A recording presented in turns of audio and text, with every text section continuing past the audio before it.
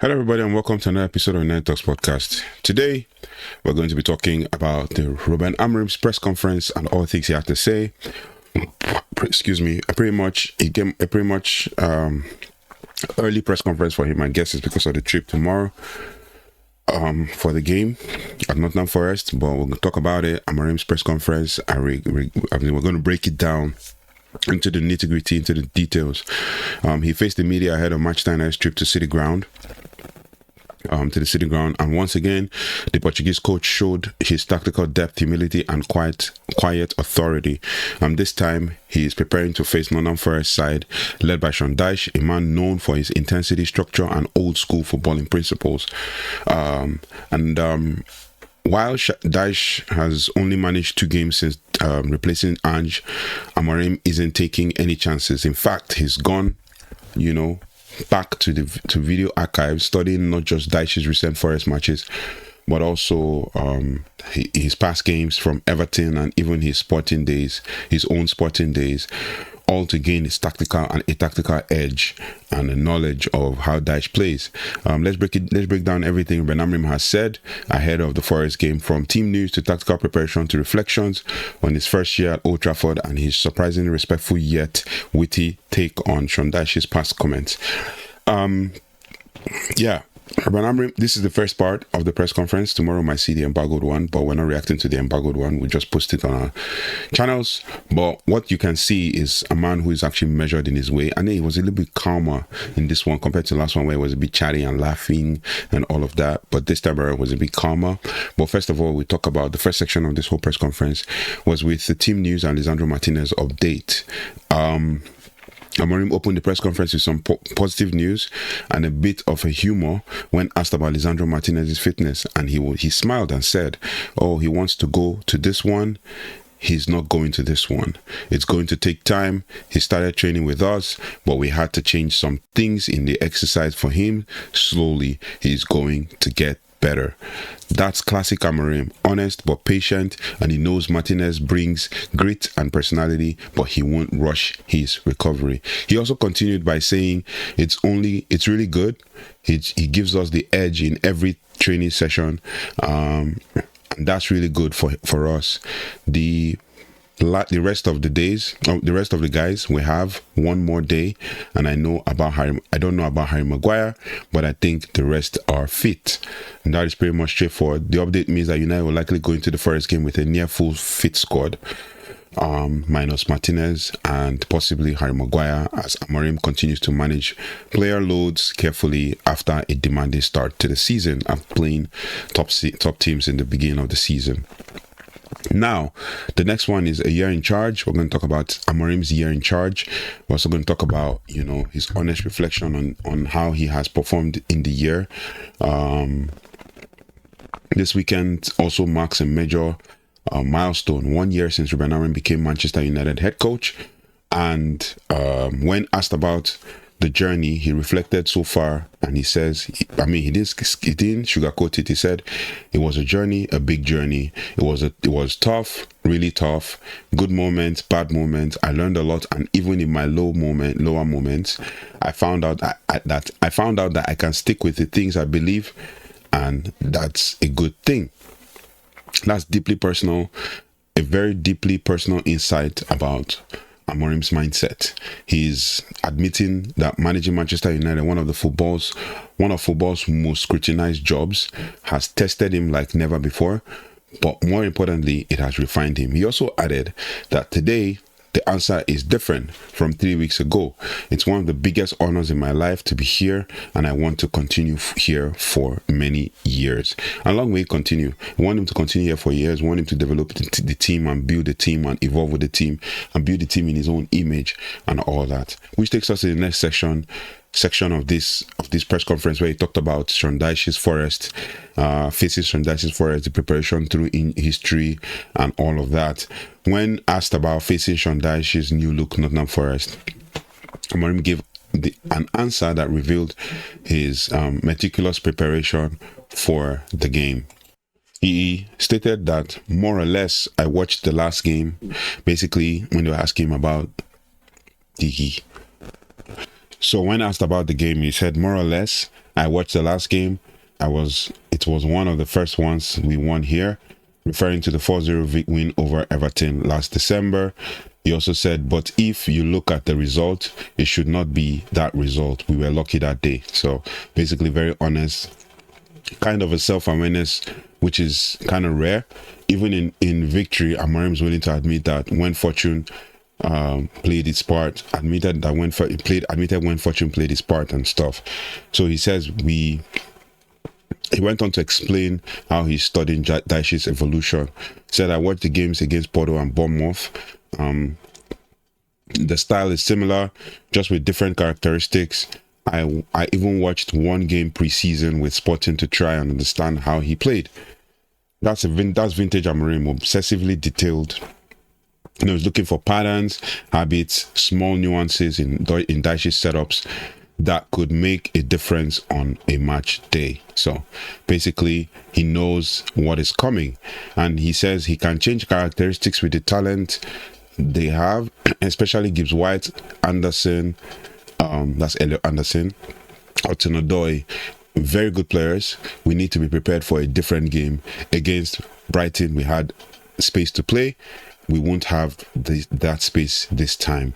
Here, Amorim is anticipating a tactical battle, less open and more combative, and he warned, we have not been the same team away as we are at home. We need to improve the way we control the environment. Every tackle is a big moment for their fans, so we need to play better away. And that's a crucial line. Amorim understands the psychological side of away games, the pressure, the noise, the emotion. I mean, he focused on the tactics as well, but the focus isn't just a tactical one, it's a mental one. And that's what Amorim tries to understand and tries to relate to people. Then he talked about the next section, which was with regards to the Ahmad and Mbeumo connection and the AFCON problem. We've been talking about this for days now, this particular week, talking about how much we're going to miss Ahmad and Mbeumo when they head off to the AFCON. And Amorim was asked the question. He was asked about the growing chemistry between Ahmad Diallo and Bryan Mbeumo. Two players who have become central to United's attacking identity, and he praised the partnership but was also realistic about the challenge ahead. He said, we have time to suffer, because they were asking him, they're going for the AFCON, what are your takes and stuff? And he says we have time to suffer with that. We're going to struggle a bit. We already knew it's going to be an opportunity for others. He explained that several players in training deserve more minutes, but he can't fit them into a starting 11 when Ahmad and Mbeumo are in form, as well as when they are playing one game a week. So he says other players are going to have the opportunity to help us if we're improving the way we play. The change in characteristics won't change the idea of the momentum or the momentum of the game. That's pretty straightforward and very direct from Rúben Amorim. Very unique in his way of analysis and his honesty.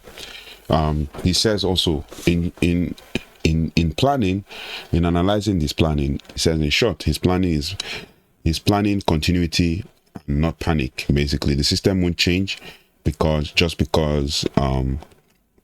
the personnel did, or the personnel do. He finished the point with a pragmatic smile. Says, let's use Ahmad and Bryan in these games, and then we see in January. That's straightforward and direct, and no mincing words, just giving you as it is and telling you what you need to know with regards to that. Then the next session was in response to Sean Dyche's past comments on the overlap. I think this was in May. And then, it came a more headline grabbing moment, basically. A journalist reminded Rúben Amorim, that months ago when things were tougher at United, Sean Dyche had said that if he were the United boss, or if he were to be at United, he'll be winning games. He'll win more games playing the 4-4-2. So what did Amorim think about that? That was the question. And his answer was pure class, confident, composed, and a touch cheeky. First of all, he said, maybe it's true if we played 4-4-2, maybe we would win more games. he laughed before, turning serious, and he says, "Oh, I've always said my way of playing takes time, and in the future, it's going to be better. I look at Sean Dyche as a manager and as a pundit. As a pundit, if you don't say very strong things, I don't want to watch you. The same, basically." That's an outstanding coach, an outstanding quote. One that shows that Amorim has an emotional side and has emotional intelligence as well. He's not defensive or dismissive. He's actually, complimenting Dyche for being bold, and he noted that there as well. He also said it's a completely different job. I know Sean Dyche is really smart. He knows how to play the game. Talking about it is one thing, coaching it is another. Very straightforward. Not taking slight digs, but just, straightforward and being humble as well. And finally, in true Amorim fashion, he says, "I have nothing to say. I just want to win one more game. I just want to win the next one." And that closing line captures his mentality. Perfect, no drama, no ego, just focus on the football. Which brings me to ask the question, basically, those Man United fans that keep talking about, Amorim is proud, he's egoistic, and that was the person you all tagged as one who has aura. Now that aura is pride. I've seen people who don't want to change their stance because obviously they don't believe in the system, and I believe that Rúben Amorim will eventually start winning even more games as we go, but it is what it is.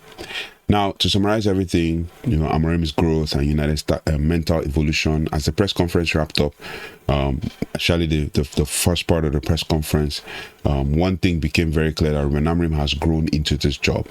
More comfortable, more balanced, more in tune with the demands of Manchester United. He's also no longer just a talented young tactician from Portugal. He's becoming the steady hand, guiding a major club through transition, which most people, especially rival clubs or rival teams, don't want to admit to. But whether it's studying Dyche's archives, protecting his players, or taking responsibility for his process, Amorim's maturity is shining through. And as he fully put it himself, he says, "It was a journey, a tough one, but I learned a lot." Now, 1 year in, his United side is evolving, tactically sharper, mentally tougher, and quietly building momentum. Now, that's the full breakdown of Rúben Amorim's pre-match press conference ahead of Nottingham Forest versus Manchester United game in the Premier League. A thoughtful one, grounded, very well-grounded manager, well-rounded as well, preparing his team for another tough Premier League team battle. The kickoff is on Saturday at the City Ground. For Amorim, it's not just another game. It's a test of progress, a test of patience, a test of perspective. The very traits that have come to define this Manchester United project. What do you guys think about all things that Rúben Amorim said? Let me know your thoughts and feelings in the comment section. Don't forget to like, share, subscribe, hit the notification bell as we follow on with everything that Rúben Amorim has said and all of that. I'll see you on the next one. Thank you so much for watching. Put your thoughts and feelings in the comment section. I value them, I read them, I reply to all of them. I'll see you on the next one. Take care, goodbye, and God bless.